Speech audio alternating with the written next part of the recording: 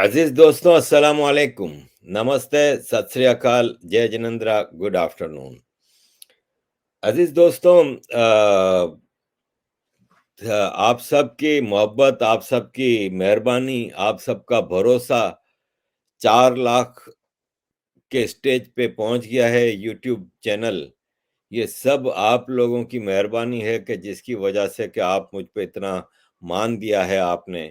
और वो मान और वो सम्मान की वजह से मुझ पे भी प्रेशर होता है कि मैं अपने काम को और इम्प्रूव करूं और आपके सामने जो चीज़ भी रखूं वो अनबायस्ड हो और टोटल कंफर्म्ड चीज़ें हों तो ही मैं आपके सामने रखूं। और ये मेरी कोशिश जारी रहेगी। आप सबका धन्यवाद।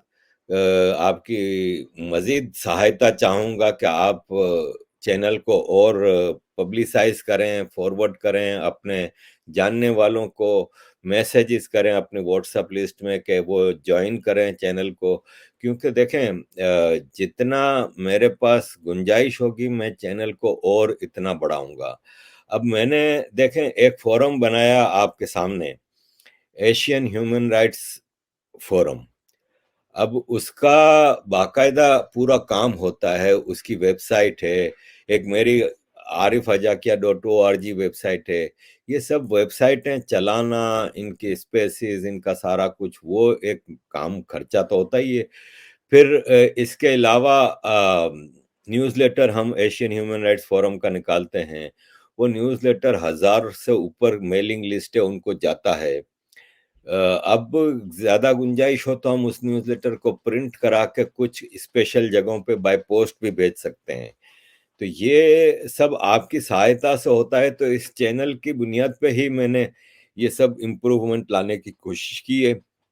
आगे भी आप लोगों की मोहब्बत, आप लोगों का सपोर्ट होगा तो हम इन चीज़ों को आगे बढ़ाएंगे। अजीज दोस्तों, इस काबिल तो मैं नहीं हूँ, लेकिन आप लोगों ने इतना मुझ पे भरोसा किया कि मुझे इतने ज़्यादा सब्सक्राइबर मेरे चैनल के हैं। ये एक मेरे लिए सौभाग्य की बात है और मैं उसके लिए आप लोगों का जितना भी मेहरबानी कहूँ कम है। अजीज दोस्तों, आज कर्नाटक का इलेक्शन के रिजल्ट आए हैं अभी। उसके मुताबिक काफ़ी शॉकिंग रिजल्ट्स हैं। ये नहीं है कि वहाँ पे कांग्रेस जीत गई है, बीजेपी हार गई है। वो तो मार्जिन है सीटों का कि बीजेपी से डबल सीटें कांग्रेस ले गई है। तो ये बीजेपी की हायरार्की को, बीजेपी की टॉप लीडरशिप को बैठ के अपनी स्ट्रेटेजी को देखना होगा कि कहाँ उनसे गलती हुई है, कहाँ चीज़ें वो हुई हैं। ये अगेन, अभी 2024 के इलेक्शन को आप इस इलेक्शन से कंपेयर नहीं कर सकते। लेकिन ये है कि बहरहाल हर स्टेट की अपनी एक डेमोग्राफी होती है, अपनी एक चीज़ें होती हैं। लेकिन बहरहाल ये रिजल्ट तो आया ना, तो अगले 2024 के इलेक्शन के लिए बीजेपी की लीडरशिप को अपनी स्ट्रेटेजी देखनी होगी। ये assorted clips and videos. Hello Arif sir, you came to India and visited Maharashtra and Gujarat. Please take some time from your busy schedule and do visit Central India, Indore, especially take care. जी, मैं गुजरात आया था, महाराष्ट्र नहीं आया था। मैं गुजरात आया था, जे राजस्थान आया था, यूपी में था, लखनऊ और अयोध्या, मथुरा, तो और गुजरात गया था और यूपी में गया था और राजस्थान में जयपुर, जोधपुर। तो इंडिया बहुत बड़ा है भाई, और एक एक चप्पा चप्पा देखने की ख्वाहिश है। बिल्कुल मध्य प्रदेश मेरे अगले ट्रिप के लिए है। बिल्कुल बात यहाँ पे टाइम निकालने की नहीं होती, बात यहाँ पे स्पॉन्सरशिप की होती है। क्योंकि मैं पाकिस्तान बोर्न हूँ, मेरा फ्रेंच पासपोर्ट पे पाकिस्तान बोर्न लिखा हुआ है कि मेरी place of birth Karachi Pakistan लिखी है। तो मेरे लिए वीज़ा वगैरह के लिए स्पॉन्सरशिप चाहिए होती है और ये सब चीज़ें हैं। तो जब तक कोई स्पॉन्सरशिप ना हो, मेरे लिए आना मुश्किल होता है। टाइम तो मैं इंडिया आने के लिए कभी भी निकाल सकता हूँ। तो बिल्कुल मध्य प्रदेश मेरे प्लान में है अगली बार के लिए। और आई होप कि मैं बहुत जल्द कोई मेरे को मौका मिलेगा तो मैं मध्य प्रदेश आऊँगा। अजीज दोस्तों, बात कर्नाटका की हो रही थी, कर्नाटका हो गया था। अब पाकिस्तान के हवाले से देखें। देखें, पाकिस्तान में इमरान खान ने जो तबाही मचाई पिछले हफ्ते, वो ज़ाहिर है सबको पता था कि इमरान खान को गिरफ्तार करेंगे तो ये चीज़ें तो होंगी। अब लोग कह रहे हैं कि पाकिस्तान में पहली बार ऐसा हुआ है, पहली बार ऐसा नहीं हुआ है। मसला ये है कि आप पाकिस्तान किसको कहते हैं, ये देखना होगा कि पाकिस्तानी बाहर निकले। पाकिस्तानी बाहर नहीं निकले, पंजाबी बाहर निकले। इससे पहले सिंधी भी निकलता रहता है, मुहाजिर भी निकलता रहता है, बलोच, पख्तून, ये सब निकलते रहते हैं। बलूचिस्तान में जो जंग चल रही है वो आर्मी के खिलाफ ही चल रही है ना। ये कल किला सैफ में एफसी की पूरी चौकी पे हमला कर दिया और मतलब हॉस्टेज सिचुएशन हो गई थी।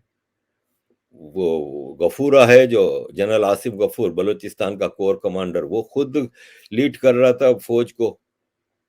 तो बलूचिस्तान में जो जंग चल रही है वो क्या है फिर? आप मसला ये है कि पाकिस्तानी कहते हैं कि पंजाबी निकला है ना, ये पंजाबी असल पाकिस्तान है, बाकी सब तो गुलाम है, तो गुलामों की कोई हैसियत नहीं।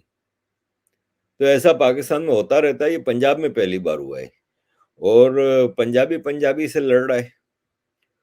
तो लेट्स सी, अच्छा है लड़े। जब हमारे दो दुश्मन लड़ रहे हो तो हमें खुशी होनी चाहिए।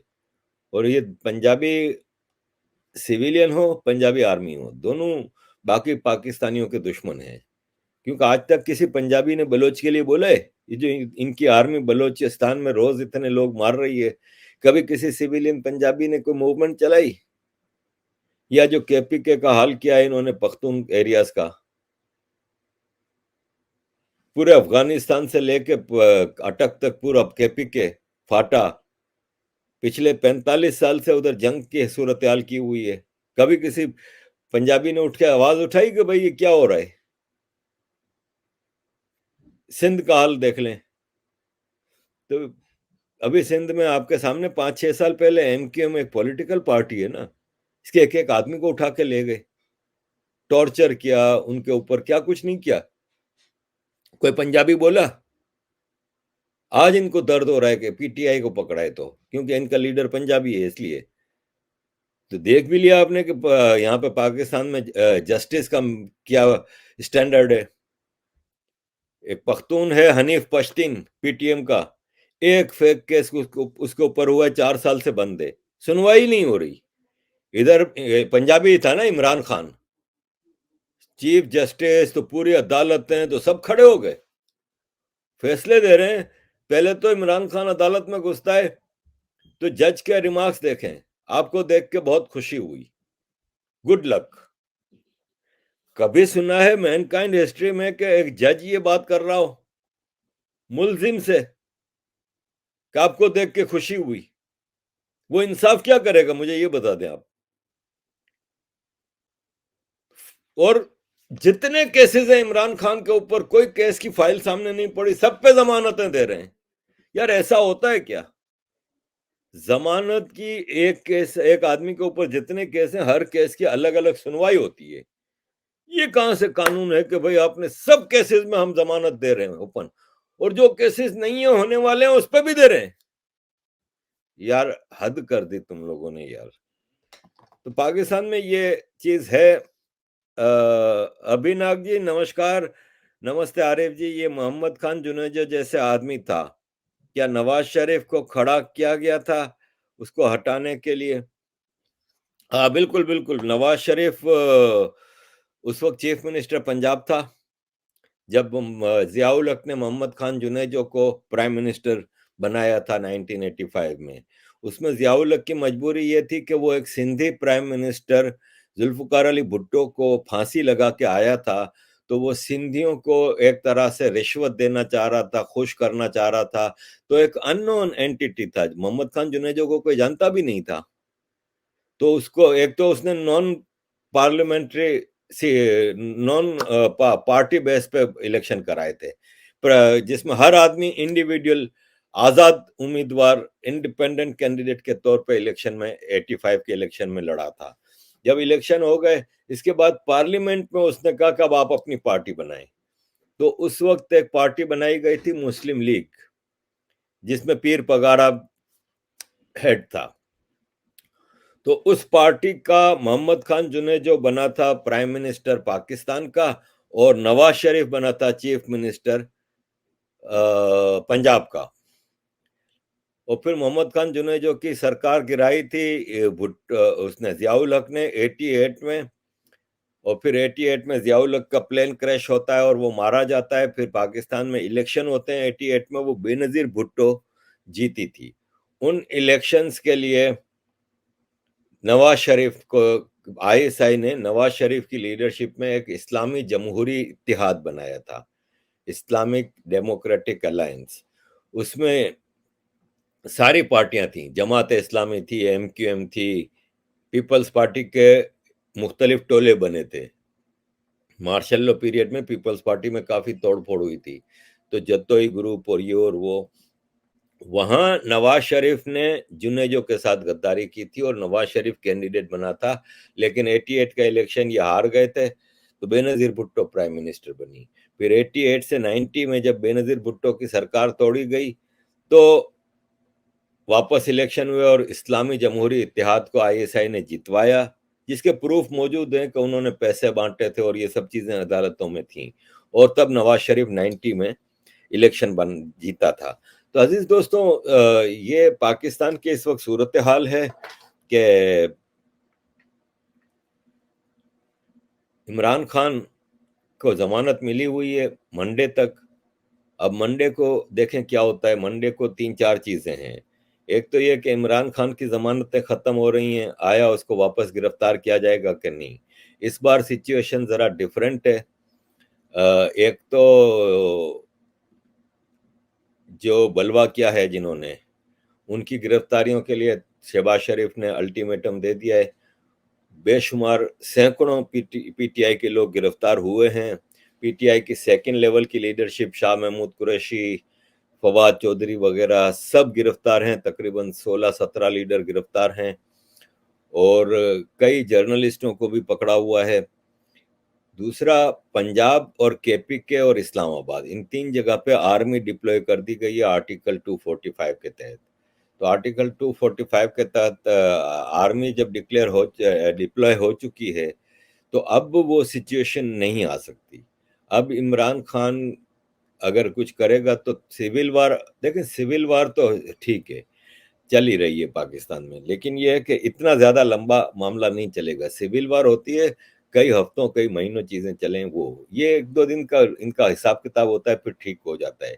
हाँ, एक चीज डेंजरस है कि आईएमएफ ने पाकिस्तान के ऊपर नई शर्त रखी है कि $8 बिलियन फ्रेंडली कंट्री से लेके आओ फिर हम देंगे।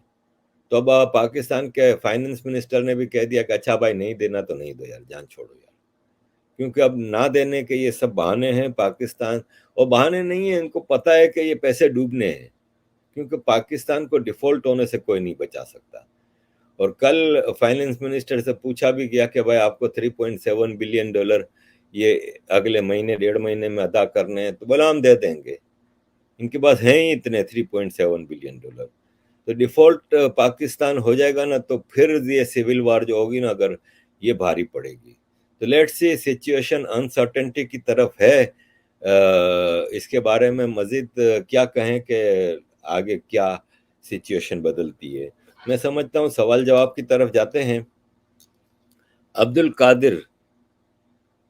Qadir, I am from Karachi, क्या पंजाबी होने की वजह से इस्टेब्लिशमेंट से बचा इमरान खान? जी बिल्कुल बिल्कुल बिल्कुल, इमरान खान पंजाबी होने की वजह से ही बचा है।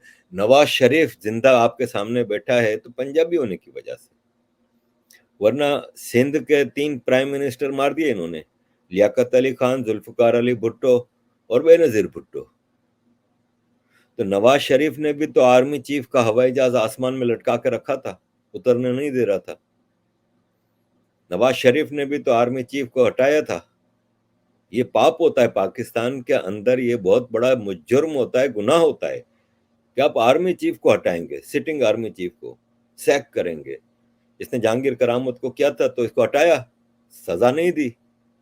फिर इसने मुशर्रफ को हटाया, फांसी की सजा बनती थी, पंजाबी होने की वजह से बचा। फिर ये अभी इमरान खान, इतना दुश्मनी इमरान खान को थी। इमरान खान प्राइम मिनिस्टर था, सब कुछ था। नवाज शरीफ को ना सिर्फ ये कि छोड़ा बल्कि उसको पाकिस्तान से बाहर भेजा। ये सब पंजाबियों का मुल्क है भाई। कादिर भाई, आप तो कराची में रहते हैं, आपको अच्छी तरह पता है कि कराची वालों की क्या औकात है हमारी। तो यही हाल सिंधियों का भी है, बलोचों का भी है, पख्तूनों का भी है, सबका है। हर्ष श्री जी, प्रणाम sir ji, congratulation for 400,000। Sir, 2024 में क्या कांग्रेस वापस आ सकती है? भारत जोड़ो जोड़ा सक्सेस हुआ, साउथ में हिंदूज के लिए दिक्कत होगी फिर। देखें, आई डाउट इट।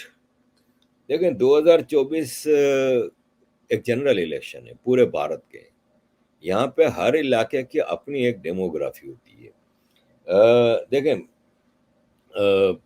ये जो कर्नाटका है, इसमें अभी ठीक है बीजेपी सरकार में थी, लेकिन सरकार बीजेपी की अकेले की नहीं थी। फर्क पड़ा है ठीक है वोट बैंक पे, लेकिन एक स्टेट से आप पूरे जनरल इलेक्शन को, सबसे ज्यादा सीटें यूपी से होती हैं। तो आज यूपी में 17 मेयर का इलेक्शन था, सारे के सारे बीजेपी जीती। फिर गुजरात है, राजस्थान है, हरियाणा है, महाराष्ट्र है, फिर आपका उस तरफ की पट्टी है ईस्ट साइड की सारी। तो जनरल इलेक्शन में सिचुएशन विल बी डिफरेंट। फिर दूसरा, ये जो इलेक्शन स्टेट के होते हैं, इसके इलेक्शन के मैनिफेस्टो, इलेक्शन के हिसाब किताब लोकल ज़्यादा होते हैं। जनरल इलेक्शन में आपकी फॉरेन पॉलिसी, आपकी ये सब चीज़ें होती हैं।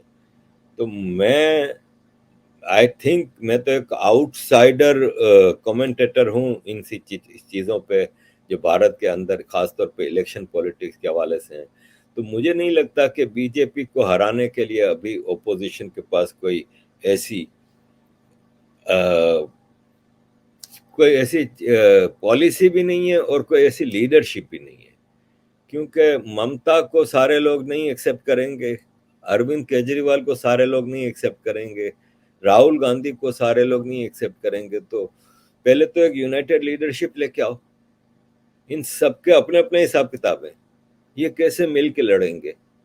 और सपोज इलेक्शन के बाद भी मिल जाए तो किसको लेके आएंगे? वो आपको याद होगा 90s का सिलसिला, जब हर साल आता था। देव गावड़ा आए थे, इंदर कुमार गुजराल आए थे, और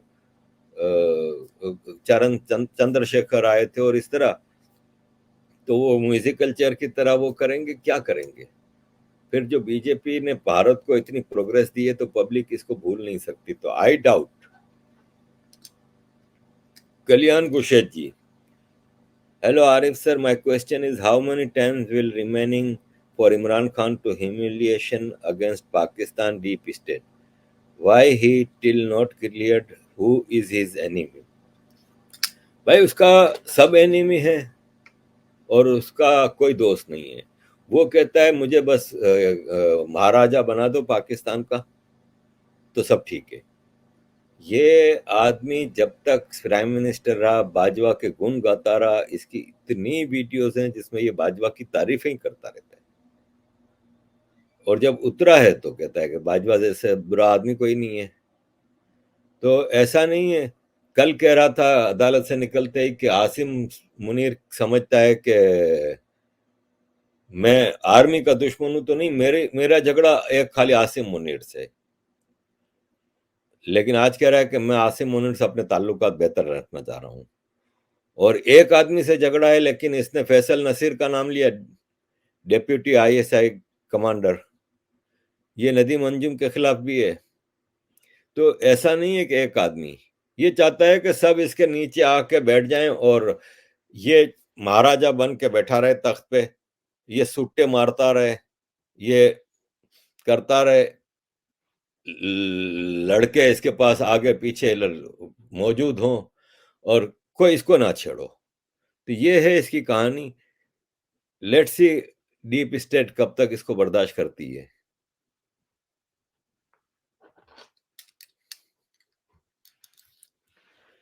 कनिष्क कोट्स, थैंक यू भाई। ये why are Pakistan Punjabi so arrogant with no victories? भाई शायद इसीलिए इतने ज़्यादा एरोगेंट हैं कि नो विक्ट्री है। अगर विक्ट्री होती दुश्मनों से या मुल्क के बाहर, तो शायद अपने लोगों पे ये ज़ुल्म ना करते। ये दुनिया की ओनली आर्मी है जो अपने लोगों पे इतना ज़ुल्म करती है, वरना और आर्मी कहाँ करती हैं। अभिनाभ जी, धन्यवाद भाई। सर, ज़िया भी तो पंजाबी था, तो नियाज़ी को क्यों नहीं मारते ये लोग? ज़िया को अमेरिका ने मारा था भाई। ज़िया को पाकिस्तानियों ने तो नहीं मारा था, ज़िया को अमेरिका ने मारा था। ज़िया का कसूर ये था कि अफ़गानिस्तान के नाम पे अमेरिका पाकिस्तान को डॉलर और हथियार देता था अफ़गान मुजाहिदीन में बाँटने के लिए, वो पाकिस्तान आर्मी खा जाती थी। ये हमीद गुल आईएसआई का उस वक़्त चीफ था, अख्तर अब्दुल रहमान जो था वो ज़िया का सेकंड था, ये सब मिल के खा जाते थे, वो डॉलर भी और वो हथियार भी। जब 85 में अमेरिका ने मुआहिदा किया, अफ़गानिस्तान में पीस एग्रीमेंट किया, उसमें पाकिस्तान की दिहाड़ियाँ बंद हो रही थीं। वो पाकिस्तान ने कहा हमारे लिए तो एक कमाने का मौका सारा ज़ाया हो रहा है। तो पाकिस्तान ने अफ़गानिस्तान में उन ग्रुपों को आपस में लड़ा दिया। जो मुजाहिदीन थे, जो सोवियत से लड़ रहे थे, उनको आपस में लड़ा दिया ताकि अमेरिका वहाँ पे फँसा रहे। इससे अमेरिका को गुस्सा आया और फिर जब अमेरिका की सरकार ने हिसाब माँगा ज़िया-उल हक से कि हमें पता है कि रावलपिंडी के एक जगह पे तुम लोगों ने वो सारा हथियार छुपा के रखा है जो हमने अफ़गान मुजाहिदीन के लिए दिया था। तो रावलपिंडी में 88 में अचानक हंगामा मच जाता है कि इंडिया ने हमला कर दिया, क्योंकि आसमान से रॉकेट गिर रहे थे और एक पूरा हमले वाली सिचुएशन। पता चला वो ओजड़ी कैंप पे जहाँ पे ये सारे हथियार डंप करके रखे गए थे, वहां पे आग लग गई और पूरा वो जल गया और उसके रॉकेट वगैरह, कई लोग मर गए थे, पूरा रावलपिंडी तबाह हुआ था। तो ज़िया-उल हक ने वो हथियार को आग लगवा दी थी। उसपे अमेरिका को बहुत गुस्सा आ रहा था कि एक तो हमें अमेरिका अफ़गानिस्तान में फँसा के रखा हुआ है, अफ़गानिस्तान में लोगों को आपस में लड़वा रहा है, हमारा माल पूरा खा गया, पाकिस्तान में डेमोक्रेसी लाने का तैयार ही नहीं हो रहा। अपनी मर्ज़ी की एक सरकार बनाई जुनेजो की, मोहम्मद खान जुनेजो की, वो भी तोड़ दी। अब पाकिस्तान में हमें डेमोक्रेसी चाहिए तो इसको हटाना होगा। तो अमेरिका ने अपने सफ़ीर को भी मरवा दिया था। Vijay Sharma ji, Arif sir, do you think Nawaz Sharif was better than Imran Khan? Nawaz Sharif in a sense better for Punjab. Punjab में काफी डेवलपमेंट वर्क किया इसने। इसने पंजाब में मोटरवेज, हाईवे सीपेक से पहले ही बना दिए थे और ट्रांसपोर्ट सिस्टम मुख्तलिफ शहरों में लाया, मेट्रो बसेस, मेट्रो ट्रेन, पंजाबियों के लिए बहुत अच्छा था। नवाज शरीफ ने सिंध, बलूचिस्तान, केपीके के लिए कोई काम नहीं किया। तो पंजाबियों के लिए अच्छा था नवाज शरीफ, अदरवाइज तो बाकी पाकिस्तानियों के लिए तो ये अच्छा नहीं था। बाकी पाकिस्तानियों के लिए कोई भी आज तक अच्छा नहीं आया। सिंध से बेनज़ीर भुट्टो आई, उसने सिंध में क्या कारनामा अंजाम दिया अभी तक, ये बता दें। 2 बार बेनज़ीर भुट्टो आई, एक बार जरदारी 5 साल रहा, जुल्फ़िकार अली भुट्टो रहा। पाकिस्तान को पालने वाला शहर कराची है, कराची को क्या दिया ये बता दें, जो इनका सिंध का कैपिटल है। क्योंकि गुलाम होते हैं ना ये, जब आते हैं नॉन पंजाबी, जब पाकिस्तान में लीडर बनते हैं तो उनकी कंडीशन वो होती है, आर्मी ने उनको कंट्रोल में रखा होता है। सौरव अवस्थी जी, आरिफ जी, तो क्या पंजाब को छोड़कर बाकियों से भेदभाव किया जाता है? हाँ ना, बिल्कुल। ये बेसिक डिस्कशन यही है ना कि पंजाब के अलावा बाकी पाकिस्तानियों के ऊपर तो अत्याचार ही होता है। भाई देखें, मिलिट्री ऑपरेशन बलूचिस्तान में चल रहा है, आज नहीं, कई सालों से। केपीके में चल रहा है, अगेन आज नहीं, कई सालों से। सिंध में होता रहता है। अब सिंध में इनके जो सिंधी जागीरदार हैं, उन्होंने सिंधियों को कंट्रोल में रखा है। मुहाजिरों पे ऑपरेशन करते थे एमक्यूएम जब तक थी। अब एमक्यूएम में भी अल्ताफ हुसैन को निकाल के बाकी एमक्यूएम वाले टट्टू जितने भी हैं, उनको अपने कंट्रोल में कर लिया है, उनको अपनी गोद में बिठा लिया है। वो अब आर्मी का कलमा जपते रहते हैं। तो सिंध भी इनके कंट्रोल में, तो अब ऑपरेशन नहीं हो रहा, वरना सिंध में सिंधियों पे भी ऑपरेशन होता रहा है और मुहाजिरों पे भी होता रहा है। साहिल चलकारा ji, Pakistan future is upcoming years, will it break? जी बिल्कुल, पाकिस्तान टूटना ही है, इसके अलावा कोई रास्ता नहीं है, दुनिया के लिए भी, रीजन के लिए भी, और नॉन पंजाबी पाकिस्तानियों के लिए भी। सिंधी, बलोच, पख्तून, मुहाजिर, इन सब के लिए जरूरी है कि पाकिस्तान टूट जाए, और पाकिस्तान टूटेगा, ये राइटिंग ऑन दी वॉल है। कल्याण कुशेद जी, Arif sir, Imran Khan, how many damage will be waiting for Pakistan? Almost PTI cadres showed their street power like TLP. They will potentials to fighting against deep state, only Imran Khan provoked. नहीं नहीं, इतना वो नहीं है, street power यहाँ पे सबके पास है। अभी मंडे को आप देखिएगा, पीडीएम ने जलसा रखा है सुप्रीम कोर्ट के सामने, तो बिल्कुल उसमें अपनी पावर शो करेगी पीडीएम। तो स्ट्रीट पावर सबके पास है। मौलाना फजलुर रहमान के हजारों मदरसे हैं, और जब वो मदरसे के बच्चे कॉल करेंगे ना, तो इमरान खान की स्ट्रीट पावर पब्लिक भूल जाएगी, क्योंकि वो मौलाना फजलुर रहमान के गुलाम हैं, जिस तरह ये यूथिये हैं। और यहाँ पे यूथिये हैं ना, वो अभी मेरा ख्याल है 10-15 हजार पूरे पाकिस्तान में निकले हैं। इसको आप अभी स्ट्रीट पावर नहीं कह सकते, ये वन साइडेड अटैक था।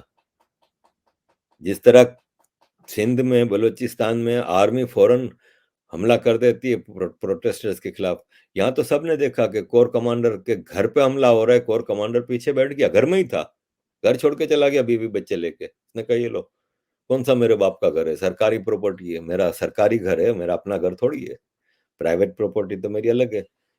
तो मुकाबला नहीं किया, आर्मी ने कहीं पे भी कोई एक्शन नहीं लिया। मतलब यही चीज अगर सिंधी, बलोच, पख्तून करता ना, तो 2-3 हजार मार दिए होते इन्होंने। यहाँ तो कहीं किसी को नहीं मारा गया, कुछ नहीं किया गया, थोड़ा बहुत टीयर गैस की शेलिंग हुई है, बाकी क्या किया है। तो वन साइडेड जब वो करोगे, तो इसको आप अभी स्ट्रीट पावर नहीं कह सकते।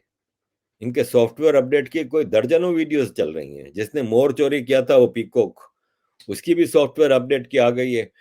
जिसने कोरमा खाया था फ्रिज में से निकाल के कोर कमांडर के घर से, उसको भी पकड़ लिया है, पकड़ रहे हैं सबको। इनको औकात याद आ जाएगी। और ये यूथिये हैं, लाडले हैं, बर्गर हैं, एलिट क्लास के हैं, ये ज्यादा लंबा मार नहीं खा सकते। तो नहीं, स्ट्रीट पावर सबके पास है। थैंक यू रोजर मंगेला जी, धन्यवाद। बिलाल बिन रबा जी, धन्यवाद बिलाल भाई। अभिनव जी, धन्यवाद। अयाज लतीफ पले जो कैसा पॉलिटिशियन है, बदबूदार है, बदबूदार है। इसकी सिंधी कौम गुलाम है अपने जागीरदारों की। क्या किया इसने? सिंध में डेवलपमेंट नाम का एक काम नहीं हो रहा। ये अपनी दुकान एमक्यूएम को गालियां देके, मुहाजिरों को गालियां देके चमकाता रहा है। इसकी परफॉर्मेंस क्या है? ये पिछले 20 साल से पाकिस्तान के पॉलिटिकल सिनारियो पे, 20 नहीं ज्यादा, 25 साल से। और इससे पहले इसका चाचा रसूल बख्शपली जो बहुत बड़ा स्कॉलर बनता था, इन लोगों का किरदार क्या रहा है? सिंध के लिए इन्होंने क्या कर परफॉर्म किया है, कोई बता दे मुझे। 1996 मैं जिनीवा में था, एक कॉन्फ्रेंस, पैरालाल कॉन्फ्रेंस होती है ना, उसमें हम बैठे थे। तो मैंने वहां पे पैनल से एक सवाल किया था, अमेरिकन कोई एनजीओ था, कि मुहाजिरों के ऊपर जुल्म हो रहा है पाकिस्तान में, ये वो। तो मेरे सवाल के जवाब में अभी पैनलिस्ट ने बोला नहीं था, तो ये रसूल बख्श पली जो अयाज लतीफ पलीजो का अंकल है, उसने अपना माइक ऑन करके शुरू हो गया कि मुहाजिरों को तो वापस इंडिया भेजना चाहिए, इनको यहाँ पे लाया क्यों गया, या आए किस हिसाब में इधर पाकिस्तान में। और मतलब उसने इतनी गंदी जबान में वहां पे बातचीत शुरू की। तो जो अमेरिकन पैनलिस्ट था, उसने इसका माइक बंद कर दिया। मैन कंट्रोल ऊपर उनके पास होता है। माइक बंद करके वो कहता है कि what you are talking is fascism. तुम फैसिस्ट हो। उसने डायरेक्ट कहा रसूल बख्श पलीजो को। उसने कहा तुम फैसिस्ट हो, तुम इस ज़बान में बात कैसे कर सकते हो? तो मैं फिर जब ब्रेक आया तो मैं बाहर निकल के उस वक़्त यूनाइटेड नेशंस की बिल्डिंग के अंदर सिगरेट पी सकते थे। तो मैं कमरे से बाहर निकल के पूरी लॉबी थी, इतने सारे और कमरे बने हुए थे। मैं एक पिलर के पीछे खड़ा होकर सिगरेट पी रहा था, तो मुझे कान में आवाज़ आई कि इसको वापस भेजो और बीबी से कहो। उस वक़्त बेनज़ीर भुट्टो की सरकार थी। बीबी से कहो कि ऐसे लोगों को ना भेजा करे, ये बदनामी करती है, ऐसे लोग हमारी बदनामी करते हैं।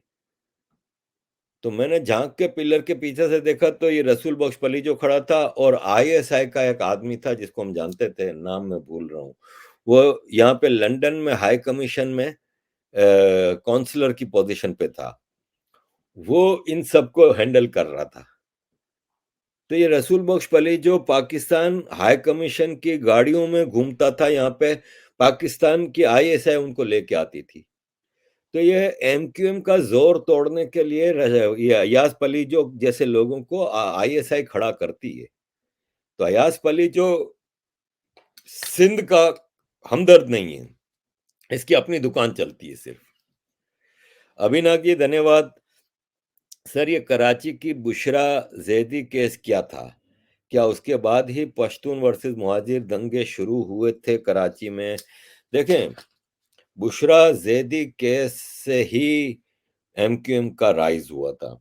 हुआ ये था कि कराची में जब 79 में अफगान वार शुरू होती है ना, तो कराची में अफगान रेफ्यूजीज को आबाद किया गया और ऐसे जियाउल हक ने ऐसी डिजाइनिंग की थी कि कराची शहर के चारों तरफ इनकी लोकेलिटीज बना दी। अब कराची के मुहाजिर जो थे और थोड़े बहुत पंजाबी थे, बलोच थे, सिंधी थे, वो सेंटर में कराची में, और इनके चारों तरफ लोकेलिटीज बना दी गई जिसमें पख्तून रहते थे। दूसरा, कराची का पूरा ट्रांसपोर्ट सिस्टम इनके हवाले कर दिया गया, सरकारी बसें खत्म कर दी गई और पश्तून नई अपनी बसें लेके आ गए और ये सारे पख्तून ट्रांसपोर्ट माफिया थे। उसमें कराची में इनकी बदमाशी चलती थी और ये मुहाजिरों के बारे में मशहूर था कि ये बुज़दिल कौम है। और ऐसा होता था कि बस में एक मिसाल है कि मैं चढ़ा हूँ, टिकट वाला आया कंडक्टर, मैंने उसको 10 रुपए दिए कि मुझे 1 रुपए की टिकट दो, फलां स्टॉप तक जाना है। वो कहता अच्छा मेरे पास खुले नहीं है, थोड़ी देर में आता हूँ।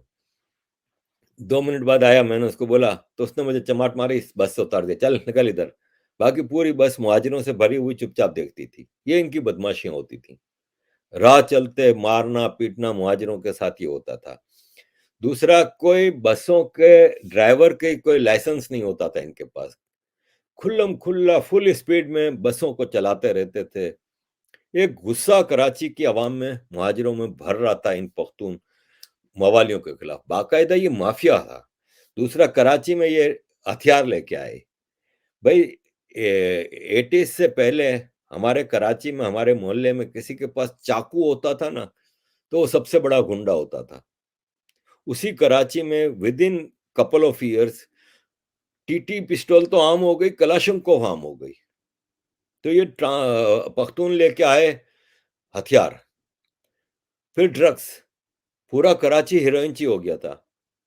हमने तो 80 से पहले कभी हीरोइन नाम की कोई ड्रग्स की बात ही नहीं सुनी थी। बहुत हुआ था तो कराची में चरस होती थी। यहाँ तो पूरा कराची हीरोइनची। तो एक गुस्सा आम मुहाजिरों में पख्तूनों के खिलाफ भरा हुआ था, इन माफिया के खिलाफ। आम पख्तून थे जो मजदूरी करते थे, मेहनत करते थे, उनसे हमें कोई मसला नहीं था। ऐसे में एक बस एक्सीडेंट होता है, एक बच्ची को सड़क पे बुशरा जैदी नामी एक लड़की को कुचल देती है बस। अवाम ने बस को आग लगा दी। बस को आग लगा दी तो पख्तूनों ने हमले कर दिए मुहाजिरों के ऊपर कि तुम लोगों की इतनी हिम्मत कि हमारी बस को आग लगाया। वहां पे फिर मुहाजिरों ने थोड़ी आवाज उठाई तो औरंगी में पख्तून आबादियों ने, औरंगी टाउन में पख्तून हथियार लेके मुहाजिरों की आबादियों में घुसे। 3 दिन तक कत्लेआम किया उन्होंने मुहाजिरों का। कोई आर्मी नहीं, कोई पुलिस नहीं, हालांकि मार्शल लॉ था उस वक्त। कोई कुछ नहीं, तमाशा देखते रहे। घरों में घुस घुस के औरतों की बेहुरमती की। तो फिर मुहाजिर यूनाइटेड हुए और एमक्यूएम बनी और एमक्यूएम ने फिर इनका हिसाब-किताब किया था। तो जी बिल्कुल मुहाजिर उस वक़्त यूनाइटेड हुए थे बुशरा ज़ैदी। अब वापस मुहाजिर गुलाम बन गए हैं। Scout 77 I am from Karnataka. I love BJP. But to be honest, my state BJP politicians are too corrupt and useless. Wish BJP members were non criminals and without Yadurappa, BJP will never come back in Karnataka. जी गलतियां हुई होंगी ना, जभी तो BJP Karnataka पढ़े लिखों की state है। पर कर्नाटका जाहिर है एक बहुत ही मतलब बंगलोर इस कर्नाटका और पूरी दुनिया में इस स्टेट का एक स्टैंडिंग है, पढ़े लिखे लोग हैं, कुछ तो वजह होगी। BJP could not deliver. ये अब बीजेपी की लीडरशिप को बैठ के सोचना होगा। और आज ही मैं कहीं देख रहा था, कुछ लोगों के कमेंट्स देख रहा था टीवी पे, वो कह रहे थे कि यूपी में आपके पास योगी है, आसाम में आपके पास हेमंत है, लेकिन आपके पास हर स्टेट में ऐसे कोई लीडर होने चाहिए। हर जगह मोदी जी नहीं आपको इलेक्शन जीत के दे सकते, खास तौर पे स्टेट लेवल पे। तो बीजेपी के पास आपकी बात सही है स्काउट जी, जग्गू जी, कि कर्नाटका में लोकल लीडरशिप इस काबिल नहीं थी कि वो आपको इलेक्शन जितवाती। गलतियां हुई हैं। अब ये बीजेपी की सेंट्रल लीडरशिप को बैठ के सोचना होगा कि दूसरी स्टेट्स में और नेशनल इलेक्शंस में ऐसी गलती ना हो। Pawan Kumar ji, core commanders of Peshawar and Lahore have rejected GHQ orders. Will there be any backlash? Are they secretly supporting Imran? Why is TTP and BLA not taking advantage? Why are they silent? कई सवाल आते हैं पवन जी। पहली बात तो ये कि लाहौर का जो कोर कमांडर है उसको तो जीएचक्यू वापस बुला के नया कोर कमांडर आ गया है। और उसने ये कहा था कि मैं फायरिंग नहीं कर सकता अपने ही लोगों पे। यही चीज जियाउल हक ने भुट्टो को कही थी। जब भुट्टो ने कहा था कि फायरिंग करो पब्लिक के ऊपर, तो उसने कराची में तो फायरिंग कर दी। जब लाहौर में फायरिंग की बारी आई तो जियाउल हक मार्शल लॉ ले आया था। तो इस बार भी इसने मना कर दिया अपने लाहौर के कोर कमांडर ने। पिशावर के कोर कमांडर ने ऐसा कोई इनके बारे में खबर नहीं कि इन्होंने ऑर्डर लेने से मना कर दिया। पिशावर का कोर कमांडर तो 2 दिन से रेडियो पाकिस्तान की बिल्डिंग में जा रहा है, वहां पे आग लगी है, नुकसानात का देख रहा है, अंदाजा कर रहा है, पब्लिक को कंट्रोल कर रहा है। पिशावर में ऐसा कुछ नहीं हुआ। लाहौर के उसने ऑर्डर सिर्फ ये कहा था कि मैं अपनी पब्लिक पे फायरिंग नहीं कर सकता। तो यहाँ पे पंजाबियत जागती है, ठीक है। तो उसको साथ कुछ भी नहीं हुआ, उसको जीएचक्यू में बुला दिया, बाकी पूरी आर्मी कंट्रोल में है। आपने कहा कि टीटीपी और बीएलए क्यों फायदा नहीं उठा रही, तो देखें टीटीपी अभी जो आपने देखा इस्लामाबाद में, लाहौर में, रावलपिंडी में, पिशावर में जो बलवा कर रहे थे वो कौन थे? ये ट्रेंड लोग थे। आगे लगाना, हमला करके तोड़-फोड़ करना, आम आदमी नहीं कर सकता ये सब। मिनटों में किया इन्होंने। ये टीटीपी के ही लोग थे। टीटीपी यूथिये हैं। ये पीटीआई के अंदर है, पीटीआई के वर्कर्स हैं। तो टीटीपी ने किया। बलोच का अपना हिसाब है। बलोचिस्तान में तो कोई प्रोटेस्ट नहीं था, कोई कुछ ना। बलोच बलोच क्या फायदा उठाता?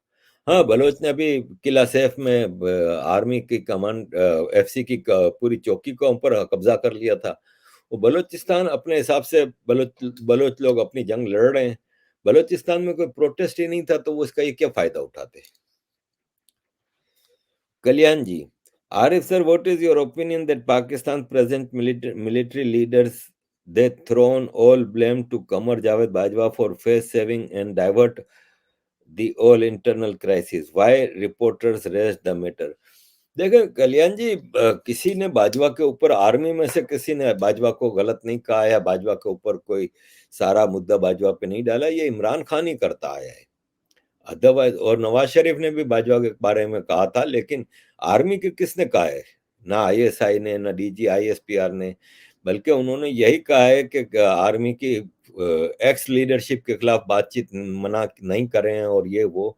तो नहीं, बाजवा के खिलाफ आर्मी की तरफ से कोई वो नहीं किया गया। आर्मी अपने सारे, इवन फैज हमीद के बारे में नहीं किया गया। तो नहीं, आर्मी की तरफ से बाजवा के खिलाफ कोई बात नहीं हुई है। अभिनाग जी, थैंक यू सर। कराची के पश्तून क्या अफगानिस्तान से थे या फिर केपीके से थे? क्योंकि जो अफगानिस्तानी पश्तून होते हैं वो थोड़ा अमन पसंद होते हैं केपीके वालों से। नहीं, देखें, कराची में दो किस्म के, तीन किस्म के पश्तून हैं। कराची में केपीके के पश्तून हैं, बलूचिस्तान के पश्तून हैं और अफगानिस्तान के हैं। अयूब खान जब गवर्नमेंट में था तो अयूब खान का बेटा बाकायदा लश्कर लेके आता था और यहाँ पे पश्तूनों को आबाद कराता था। अयूब खान से पहले कराची में पश्तून बहुत कम थे, ना होने के बराबर थे। वो जो सिविल सर्विस में और ये फॉरेन सर्विस में और ये आर्मी में जो होते थे वही होते थे। लेकिन अयूब खान के दौर में बाकायदा पश्तून यहाँ पे पूरे के पूरे कबीले लाके आबाद किए गए। तो एक तो वो पश्तून है, वो फिर इतने हार्मफुल नहीं थे। एक पश्तून है जो अयूब खान के दौर से पहले भी आते रहे हैं और बाद में भी आज तक आते रहे हैं। वो हैं बलूचिस्तान के पश्तून, उनको हम कोयटा के पश्तून कहते हैं। वो इन सब में ज्यादा पीसफुल हैं, वो मेहनत कश भी हैं। कराची में जितने आपको चाय के जैसे वो मिलते हैं ना ठिकाने, चाय हर कॉर्नर पे चाय का वो बना हुआ है, वो कोयटा के चाय वाले हैं। पठान, पठानी चाय आपको पता है, वो मशहूर है। तो ये डिफरेंट है। और जो अफगानी आए हैं वो तो माफिया है पूरा। अमन पसंद ना अमन पसंद की बात नहीं है वो। देखें, एक माइग्रेंट होता है ना, जो उसका पहला मकसद होता है कि लीगली इलीगली किसी तरह माल बनाओ, कंट्रोल हासिल करो और यहाँ पे चौधरी बन जाओ। ये आपने रोहिंग्या में देखा होगा। रोहिंग्या भी जहां भी आते हैं वो हर इलीगल काम करके माल बनाने में लगते हैं। यही अफगान पठानों ने किया। इनके पास दो चीजें थी, हथियार और ड्रग्स। उसकी बुनियाद पे इन्होंने यहाँ पे अपनी चौधराहट कायम की और यहाँ पे कंट्रोल हासिल किया। और उनके साथ ये केपीके के अक्सर पश्तून मिल गए। तो ये पश्तून डेमोग्राफी है कराची की।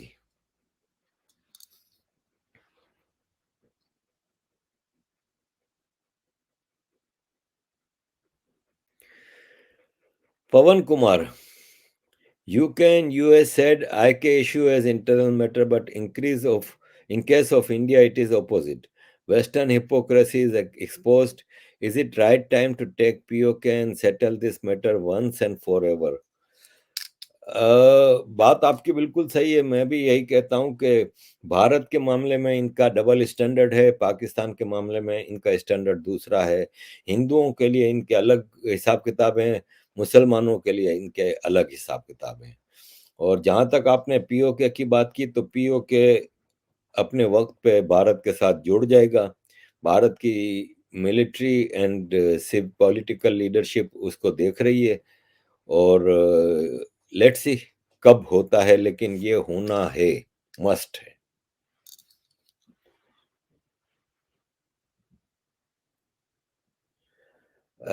विजय Sharma ji, Arif sir, why Imran Khan wants to be prime minister? He can live a luxury life on his cricket career. Why he taking all this risk? Wahab Riaz एक क्रिकेटर है, हाजिर क्रिकेटर, लाखों कमा रहा है ना। वो क्यों पंजाब की ये जो केयरटेकर गवर्नमेंट है उसमें मिनिस्टर बना? भाई, एक क्रिकेटर होना और एक प्राइम मिनिस्टर होना बड़ी बात, बड़ा फर्क है। दूसरा ये है कि इमरान खान का कौन सा क्रिकेट करियर है? दुनिया भर के क्रिकेटर आप देख लें, रिकी पॉन्टिंग कितना माल बनाया इसने, दिल्ली का कोच बना हुआ है ना। माइकल हसी है, जितने ले लें, न्यूजीलैंड का स्टीफन फ्लेमिंग है, कोई कमेंट्री कर रहा है, कोई कोचिंग कर रहा है। क्योंकि इनका लाइफ स्टैंडर्ड हाई होता है एक सेलिब्रिटी का। उसको मेंटेन करने के लिए इनको कंटिन्यूस कमाना पड़ता है। इमरान खान ने 92 में रिटायरमेंट के बाद कभी काम नहीं किया, लेकिन इसका लाइफ स्टैंडर्ड हाई रहा क्योंकि इसके दोस्त इसका खर्चा उठाते थे। इसने पॉलिटिक्स में आने का ऐलान किया तो इसके दोस्तों ने इस पे इन्वेस्टमेंट करनी शुरू की और खर्चे करने लगे इसके ऊपर कि कल को ये जीतेगा तो हमें रिवार्ड देगा। और यही हुआ, जब ये प्राइम मिनिस्टर बना तो इसकी कैबिनेट में सारे इसके दोस्त थे ना। अली जैदी, ये आरिफ अलवी इसको प्रेसिडेंट ऑफ पाकिस्तान बनाया, इमरान इस्माइल इसको गवर्नर सिंध बनाया, अली जैदी को पोर्ट एंड शिपिंग का मिनिस्टर बनाया, जुल्फी बुखारी को लंदन से लाके मिनिस्टर बनाया, फैसल वावड़ा को मिनिस्टर बनाया, किसको नहीं बनाया इसने? सबको रिवॉर्ड दिया। और फिर प्राइम मिनिस्टर पाकिस्तान जैसे एक बनाना रिपब्लिक का प्राइम मिनिस्टर एक किंग होता है, अमीरुल मोमिनीन होता है। उसको आप एक क्रिकेट के रिटायर्ड जो 40 साल पहले रिटायर हुआ है, 31 साल पहले, वो क्रिकेट कमेंटेटर की लाइफ और एक प्राइम मिनिस्टर की लाइफ में जमीन आसमान का फर्क है। उसने मजा चख लिया है कि प्राइम मिनिस्टर क्या होता है। एक क्रिकेट कमेंटेटर कहाँ जाएगा? बैठ के कमेंट्रियां करेगा, चाय पिएगा, कॉफी पिएगा, कमेंट्री करेगा। एक प्राइम मिनिस्टर जाएगा यूनाइटेड नेशंस में, आलम इस्लाम का लीडर बन के तकरीर करेगा, प्रेसिडेंट ट्रंप से मिलेगा, पुतिन से मिलेगा, मोदी से मिलेगा। एक क्रिकेट कमेंटेटर वो नहीं कर सकता। तो बड़ा फर्क है एक प्राइम मिनिस्टर होने में, वो भी एक एटमिक इस्लामिक कंट्री जो कि भिखारी है, ठीक है, लेकिन फर्क है। वो मजे इसने चख लिए हैं।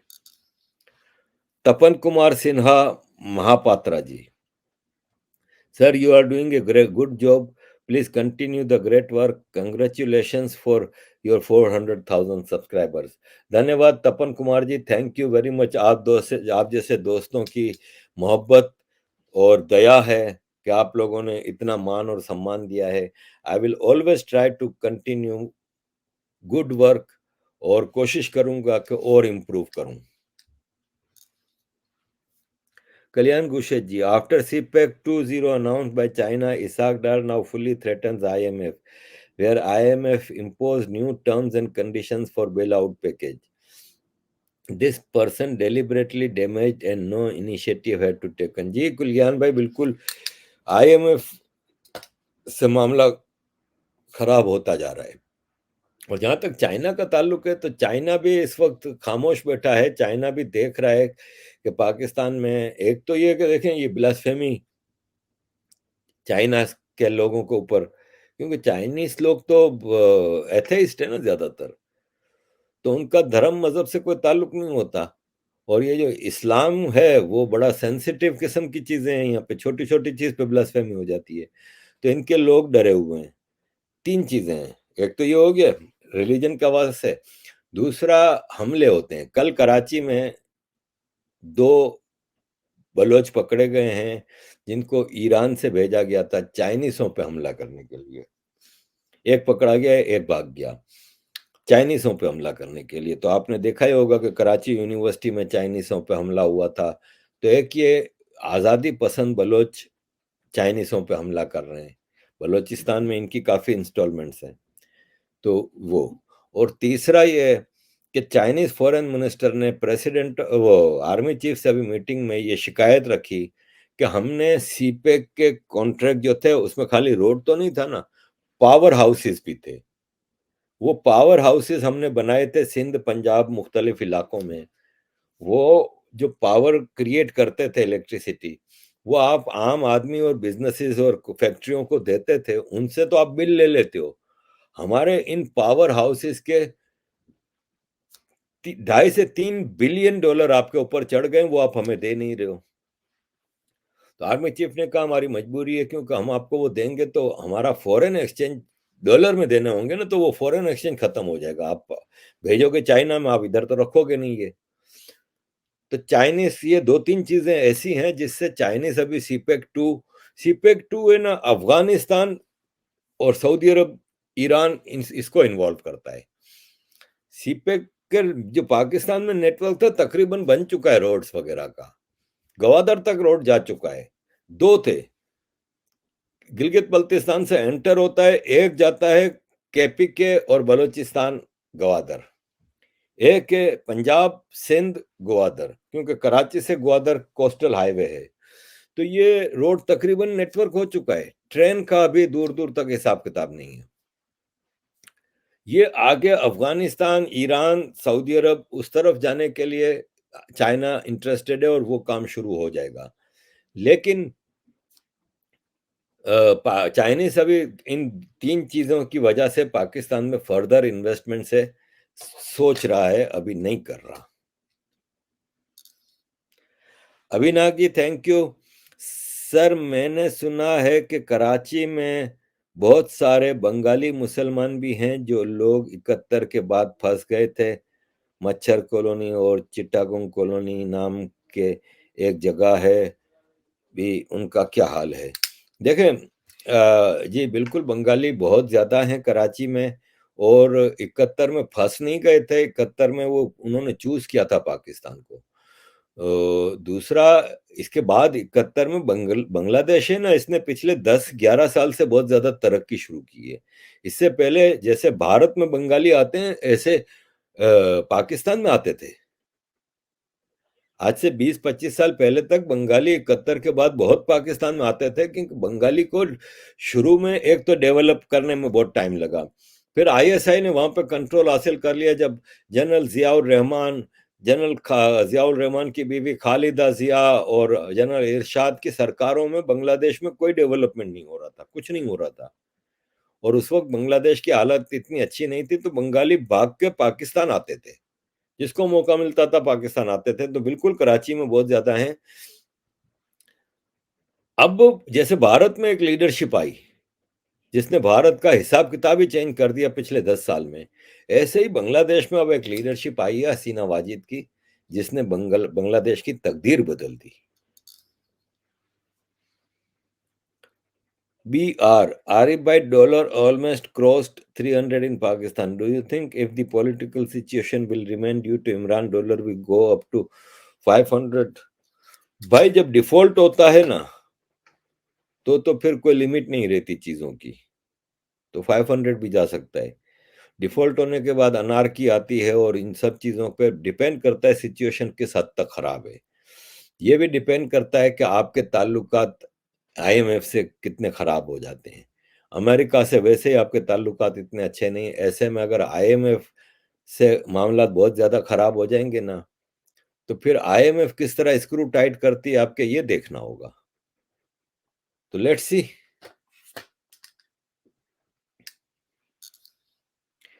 Anshu ji, hello sir. Is China trying to get Pakistan Afghanistan closer in terms of BRI project? जी, कोशिश तो कर रहा है। चाइना का इंटरेस्ट, जो कॉलोनियल माइंडसेट का एक इंटरेस्ट है, इंपीरियलिस्टिक प्लान है, उसमें उसके लिए ज़रूरी है कि ये जो कॉन्फ्लिक्ट्स हैं मुख्तलिफ, जैसे अभी इसने सऊदी अरब ईरान किया, जैसे इसने सीरिया और अरब कंट्रीज को किया, ऐसे वो चाहता है कि मुख्तलिफ, क्योंकि जहाँ से इसके प्रोजेक्ट निकलने हैं, गुजरने हैं, वहाँ पे अमन चाहता है। अफगानिस्तान में इसने मिनरल रिसोर्सेज के एक्सप्लॉयटेशन के लिए कई एग्रीमेंट किए हैं, वो चाहता है कि वहाँ पे अमन हो।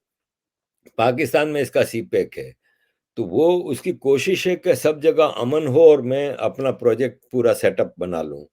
तो बिल्कुल इसकी कोशिश है कि पाकिस्तान अफगानिस्तान एक तरफ वो हो जाए, लेकिन मुश्किल ही लग रहा है।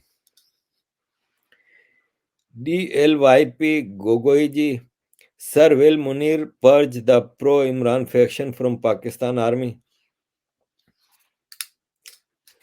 देखिए, एक बात मेरी अपनी रीडिंग है कि पाकिस्तान आर्मी बहुत ही हरामी किस्म की आर्मी है।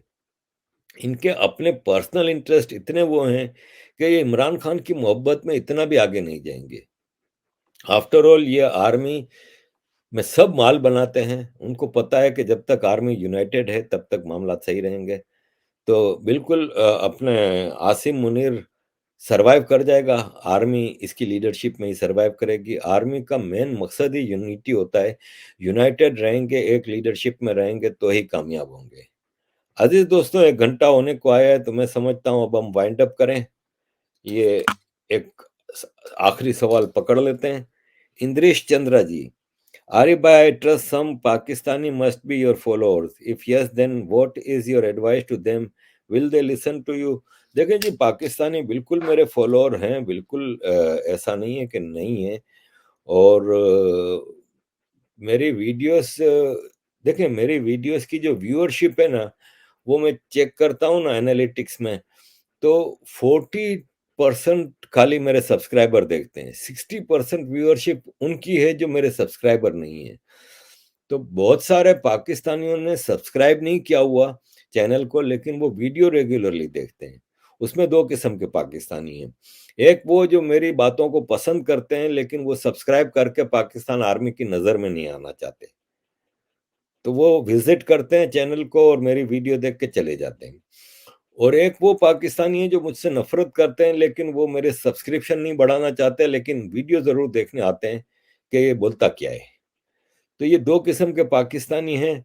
इनको मैं क्या मैसेज दूँ? मैं इन सबको हमेशा एक ही मैसेज देता आया हूँ कि क देखें, एक तो मैं पाकिस्तानियों से मैं इसलिए नाराज़ हूँ कि ये अपनी औकात में नहीं रहते। सऊदी अरब में इस्लाम आया, इस्लाम इंट्रोड्यूस हुआ और फैला। ये कन्वर्टेड अपने आप को सऊदियों से ज़्यादा मुसलमान समझते हैं, तो औकात भूल जाते हैं। इनको ये नहीं भूलना चाहिए कि हम लोगों को दुनिया भर में आज एक मिसाल है, बाइडेन अभी गया ना आयरलैंड, क्योंकि वो आयरिश ओरिजिन का है। तो आपको अपनी ओरिजिन नहीं भूलनी चाहिए। आपकी ओरिजिन है, आप इंडियन थे। आपकी ओरिजिन है, आप हिंदू थे।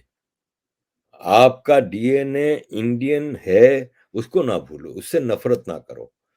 ये बदबख्त दुनिया की वाहिद पाकिस्तानी कौम है जो अपनी ओरिजिन से नफ़रत करती है। इनको ये नफ़रत की आदत डाली गई है। तो ये बदलो अपनी आदत, स्टडी करो हिस्ट्री को और देखो कि तुम लोगों की ओरिजिन, और इस पे फ़ख्र करो कि इंडिया दुनिया की सबसे डेवलप्ड नेशन थी। ये तो इन्वेजन्स ने पीछे लेके गए, लेकिन इंडिया की हिस्ट्री आप देखें तो मैं पाकिस्तानियों से कहूँगा कि तुम लोगों की ओरिजिन है, तुम लोगों को एक सिस्टम, एक डिज़ाइन के तहत अपनी ओरिजिन का दुश्मन बनाया गया है। उससे निकलो। इंडिया तुम लोगों का दुश्मन नहीं है। ये बात ज़हन में डालोगे ना, तो तुम लोगों के लिए भी अच्छा है। तुम लोगों का दुश्मन है ये पाकिस्तान आर्मी और इमरान खान जैसे पॉलिटिशियन। लोग कहते हैं इमरान खान तो आर्मी के खिलाफ कर रहा है, तो तुम क्यों इमरान खान के खिलाफ चल रहे हो? अरे इमरान खान आर्मी के खिलाफ नहीं कर रहा, अपने फायदे के लिए कर रहा है। इस वक्त आसिम मुनीर इसको कह दे ना कि मैं तुम्हें प्राइम मिनिस्टर बना रहा हूं, ये आसिम मुनीर की गोद में बैठ जाएगा। और इमरान खान आर्मी से ज्यादा डेंजरस है इंडिया और अफगानिस्तान के लिए। ये मजहब को यूज करता है हद से ज्यादा। इमरान खान के हाथ में एब्सोल्यूट पावर आ जाए ना, तो आपको मैं बताता हूं कि पाकिस्तान इंडिया के दरमियान एटॉमिक वार हो जाएगी। मैं इसलिए इमरान खान से बहुत नफरत करता हूं। लेकिन लॉन्ग रन में आप देखें तो ये आर्मी आपकी सबसे बड़ी दुश्मन है पाकिस्तानियों। अजीज दोस्तों, thank you very much for all your support. Keep supporting.